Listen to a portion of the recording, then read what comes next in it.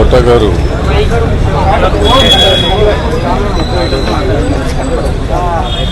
ఎవరు పోయినా మాట్లాడాలంటేనే బాధగా ఉంటుంది. ఎందుకంటే వీళ్ళందరితో నాకు అనుబంధం చాలా ఎక్కువ ఒక్కొక్కరితో. కానీ వాళ్ళ కోట గారు నాకు ఆల్మోస్ట్ 86లో అనుకుంటా అరుణకిరణం సినిమాతో పరిచయం. ఆ రోజు నుంచి ఈ రోజు వరకు అన్న అన్న అని ప్రేమగా చూసే మనిషి మా మధ్యలో.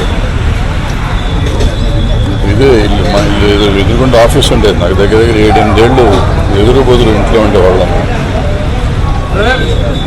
సినిమా ఇండస్ట్రీకి చాలామంది వస్తారు, సినిమాలు వేషాల కోసం వస్తారు, లేకపోతే డబ్బుల కోసం వస్తారు, ఏదో చేస్తారు. ప్యాషన్తో వచ్చేవాళ్ళు చాలా తక్కువ మంది ఉంటారు. అందులో ఒకడు కోట గారు.